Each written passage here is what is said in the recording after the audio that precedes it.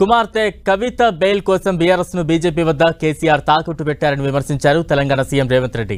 మహబూబ్ నగర్, మల్కాజ్గిరి, భువనగిరి, చేవెళ్ల, జహీరాబాద్ స్థానాల్లో బీజేపీని గెలిపించేందుకు కేసీఆర్ లోపాయికారిగా చీకటి ఒప్పందం కుదుర్చుకున్నారని ఆరోపించారు. తెలంగాణలో 14 ఎంపీ స్థానాలను గెలిపిస్తే ఆగస్టు 15 లోపు ముద్దిరాజు సామాజిక వర్గానికి మంత్రి పదవి ఇస్తానని రేవంత్ రెడ్డి క్లారిటీ ఇచ్చారు. అయ్యా ఇవాళ మీరు ఆలోచన చేయండి. మేము కాంట్రాక్టర్లకు, శ్రీమంతులకు, లేకపోతే జాగీర్దారులకు, జమీందారులకు టికెట్లు ఇవ్వలే. ఇవాళ ఈ రాష్ట్రం మొత్తం మీద ఒక రజక కుటుంబం నుంచి ఒక యువకుడు ఎమ్మెల్యే అయిందంటే అది కాంగ్రెస్ పార్టీ శ్రీమతి సోనియా గాంధీ గారి ఆశీర్వాదంతో ఒక రజకుడు కూడా ఇవాళ కాంగ్రెస్ పార్టీలో ఎమ్మెల్యే అయిందని నేను చెప్పదలుచుకున్నాను.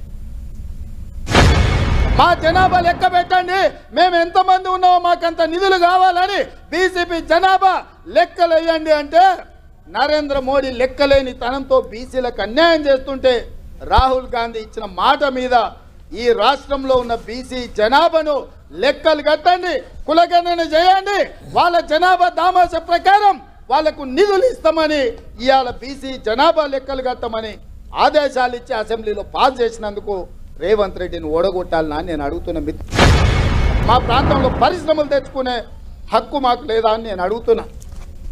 ఇవాళ దొంగలతో చేరి కుట్రలు కుతంత్రాలతోని అర్ణమ్మ బీజేపీ ముసుగులో బీఆర్ఎస్ వాళ్ళతో కుమ్ముకై ఇవాళ రేవంత్ రెడ్డిని పడగొట్టాలి, రేవంత్ రెడ్డిని బలహీనం చేయాలి, తద్వారా పాలమూరు జిల్లాను ఎండబెట్టాలన్న ఆలోచన చేస్తుంది.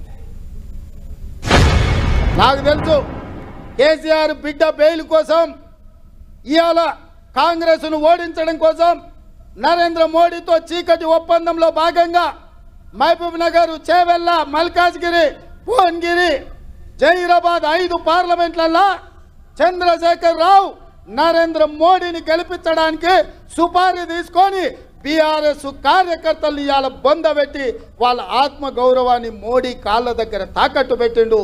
బీఆర్ఎస్ నాయకులారా మీరు ఆలోచన చెయ్యండి. మీరు పెంచిన మొక్క చెట్టాయి నీడనిస్తుంటే ఇవాళ దాన్ని తెగ నరుకుతామని ఢిల్లీ నుంచి ఒకడు, గజ్వేల్ ఫామ్ హౌస్ నుంచి ఇంకొకడు బయలుదేరిండు. మిత్రులారా ఇవాళ మీ చేతుల్లోనే ఉంది.